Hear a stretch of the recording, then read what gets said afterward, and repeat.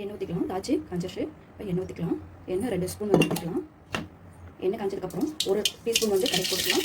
1 teaspoon வந்து உளுந்தம்பருப்பு போட்டுக்கலாம். 1.5 டீஸ்பூன் வந்து கடலைப்பருப்பு போட்டுக்கலாம். போட்டு நல்லா பொரிக்கட்டும். கடுகு உளுந்தம்பருப்பு கடலைப்பருப்பு பொரிஞ்சதுக்கப்புறம் பச்சை மிளகா போட்டுக்கலாம்.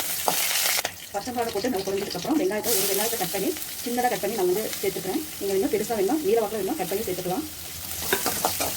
வெங்காயம் நல்லா கண்ணாடி பாதை வர வரைக்கும் நல்லா வதக்கணும்.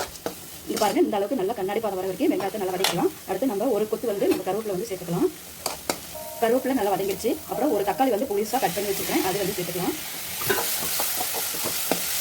தக்காளி ரொம்ப வதக்கக்கூடாது. இந்த அளவுக்கு தக்காளி வதங்கினா போதும். இந்த அளவில் நம்ம வந்து மசாலா சேர்த்துக்கலாம். ஒரு 1/4 டீஸ்பூன் வந்து நான் வந்து மிளகாத்தூள் சேர்த்துக்கிறேன். அதே 1/4 டீஸ்பூன் வந்து மஞ்சள் வந்து சேர்த்துக்கிறேன். ஏன்னா குழந்தைங்க வந்து காரம் சாப்பிட மாட்டாங்க, அதுக்காக நான் வந்து 1/4 டீஸ்பூன் வந்து மிளகா வந்து சேர்த்துக்கிறேன். ஆல்ரெடி பச்சை மிளகா வந்து சேர்த்துக்கிறோம், அந்த காரமே போதும். மசாலாலாம் நல்லா வதங்கி வந்துருச்சு. இந்த இதில் வந்து நம்ம கட் பண்ணி வச்சுருக்க கேரட் வந்து சேர்த்துக்கலாம். நான் புதுசாக கட் பண்ணி வச்சுருக்கேன் கேரட்டு, அது வந்து சேர்த்துக்கலாம்.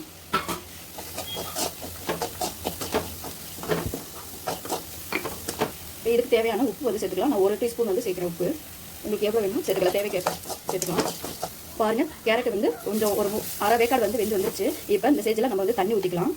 நான் இந்த கப்பால் நான் 1 கப்பு ராகி சேமியா எடுத்து வச்சுருக்கேன். அதே 1 கப்பு அளவுக்கு வந்து நம்ம வந்து தண்ணி சேர்த்துக்கலாம்.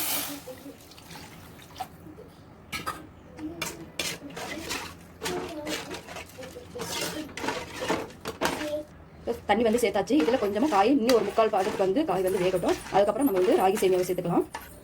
இப்போ தண்ணி நல்லா கொதிச்சு வரட்டும், காயெல்லாம் வேகட்டும். நம்ம ஒரு மூடி போட்டு மூடி வச்சிடலாம். இப்போ பாருங்கள், நல்லா தண்ணி கொதிச்சு வருது, காய் நல்லா வெந்துருச்சு. இந்த ஸ்டேஜில் நம்ம வந்து ராகி சேமியாவை வந்து சேர்த்துக்கலாம்.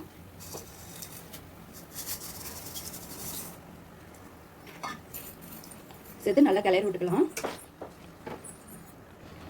சேமியா நல்லா வேகட்டும், தட்டு போட்டு மூடி வச்சுக்கலாம்.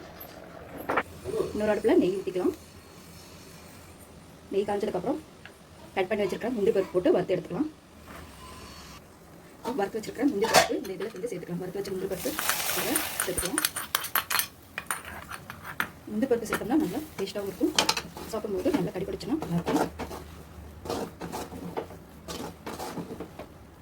பாருங்கள், ராகி சேமியா இவ்வளோ உதிரியாக நல்லா இருக்குதுங்க.